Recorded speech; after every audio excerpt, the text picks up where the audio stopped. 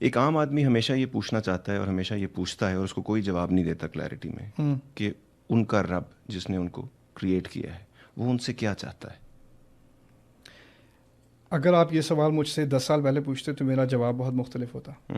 اگر آپ یہ سوال مجھ سے 10 سال پہلے پوچھتے تو میں آپ کو اس قسم کا جواب دیتا. آپ کا امپریشن یہ ہوتا کہ رب مجھ سے اتنی چیزیں مانگ رہا ہے کہ میں اس کو کبھی نہیں دے سکتا. بالکل ٹھیک. اور میں جو کچھ بھی کر لوں میں ناکام ہوں. میں ایک گنہگار اور گھٹیا انسان ہوں اور چانسز 99.9% یہی ہیں کہ میں جہنمی ہوں. ٹھیک. اور اتنا ہی ڈرا ہوا ہے. یہی بدقسمتی ہے میری کہ میرا رب جو ہے اس نے بہت ہی زیادہ بھاری کام مجھ سے کروانے اور وہ میں ایک تو میں کر نہیں سکتا اور کر بھی لیتا تو شاید اس میں کوتاہی اتنی ہوتی کہ وہ قبول نہ ہوتے. لیکن الحمدللہ آپ نے یہ سوال 10 سال بعد پوچھا ہے. یہ خدا نے ہم کو ملایا, یہ ایک وقت پہ ہے جہاں پر میں بھی وہ سیڑھیاں چڑھ رہا ہوں شعور کی اور ساتھ ساتھ آپ کو بھی, اسی لیے میں نے چاہا کہ میں آپ سے یہ پوچھوں. تو اس سے میں 2-3 چیزیں آپ کے سامنے رکھ دوں. پہلی بات, یرید اللہ لیخفف عنکم وخلق الانسان ضعیفا, سورۃ النساء. اللہ تعالیٰ کہتے ہیں اللہ تعالیٰ چاہتا ہے کہ خاص تمہارے لیے زندگی کو ہلکا کر دے. لیخفف عنکم, تم پر سے بوجھ اٹھا کر تمہارے لیے چیزیں ہلکی کر دے. وخلق الانسان ضعیفا, اور انسان کو تو کمزور ہی بنایا گیا تھا. یعنی اگر تم طاقتور ہوتے تو تم پر بھاری بوجھ ڈالے جاتے, تم پر تو ہلکا بوجھ ڈالا گیا. دوسری بات, الا من رحم ربک ولذلک خلقہم, سوائے ان لوگوں خاص لوگوں کے بارے میں بات کی جا رہی ہے جو جنت میں جائیں گے, کہ جن کو اللہ تعالیٰ نے رحم دیا. وَلِذَلِكَ خَلَقَهُمْ, اور اسی لیے تو انہیں بنایا تھا, جنت کے لیے ہی بنایا تھا. تیسری بات, أُولَٰئِكَ هُمُ الْوَارِثُونَ الَّذِينَ يَرِثُونَ الْفِرْدَوْسَ هُمْ فِيهَا خَالِدُونَ. سورۃ المؤمنون کی آیات ہیں کہ جنت کا جو سب سے اعلیٰ درجہ ہے اس کو فردوس کہا جاتا ہے. اب ہم تو یعنی اگر ہمیں کہیں وہاں سے ہوا بھی مل جائے تو بڑی بات ہے, یہ تو بہت ہی اونچی جنت کی بات ہو رہی ہے. کہا گیا یریثون الفردوس, ان کو وہ فردوس وراثت میں ملے گی. آپ مجھے یہ بتائیں وراثت میں کب چیز ملتی ہے؟ جو جب آپ ہی کی بنتی ہو. آپ ہی کی بنتی ہو تو وراثت میں ملتی ہے, وقت پہ ملتی ہے. تو اس کے بارے میں ایک بڑی مشہور حدیث ہے رسول صلی اللہ علیہ وسلم کی, صحیح حدیث ہے. وہ یہ کہ اللہ تعالیٰ نے تمام مسلمان کے لیے, تمام انسانیت کے لیے فردوس میں گھر بنایا ہے. ہر انسان کے لیے اس کا اپنا گھر, کسی جنت کے کسی لو لیول میں نہیں, ہائیسٹ لیول میں اس کا گھر ابھی سے تیار ہے. خدا کوئی کام بغیر مقصد کے نہیں کرتا. اگر اس نے گھر بنایا ہے تو کس لیے بنایا ہے؟ تاکہ آپ اس میں رہیں. اللہ تعالیٰ کا پلان ہر انسان کے لیے یہ ہے, اس کا ارادہ ہر انسان کے لیے یہ ہے کہ وہ جنت میں جائے, اللہ تعالیٰ کی خوشی حاصل کرے.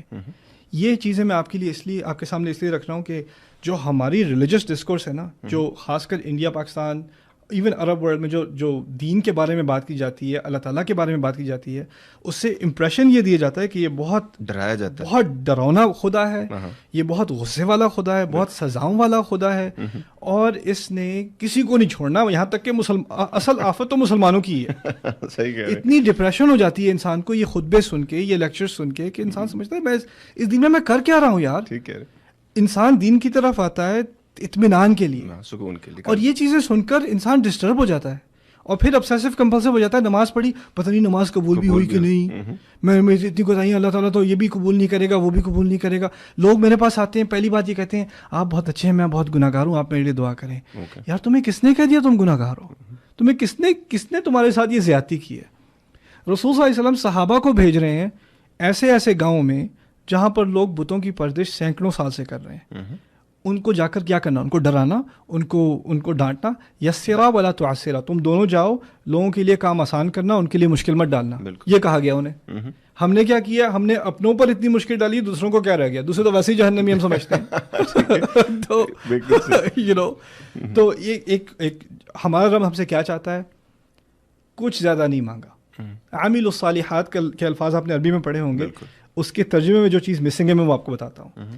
صالحات کا لفظ عربی میں اس کو کہتے ہیں جمع قلہ, یعنی بہت تھوڑے چھوٹے اچھے کام. بہت زیادہ اچھے کام ہو تو صالحہ کہا جاتا ہے, بہت کم ہو یعنی ایک ہاتھ میں دو ہاتھ سے کم میں آپ گن سکیں, اس کو صالحات کہتے ہیں. یعنی جن لوگوں نے کچھ تھوڑے بہت اچھے کام کیے. خدا نے کوئی سینکڑوں اعمال کی لسٹ نہیں بنائی. آپ کو ایک دو کام بہت برے ہیں, وہ آپ سے یحرم علیہم الخبائث, جو چیزیں خبیث ہیں, گندی ہیں, فلتی ہیں, ان سے دور رہنے کو کہا ہے. یہ ام الخبائث ہے. ہاں, اور یہ باقی کچھ اچھے کام آپ کو کرنے کو کہیں. یہ فنڈامنٹلز ہیں.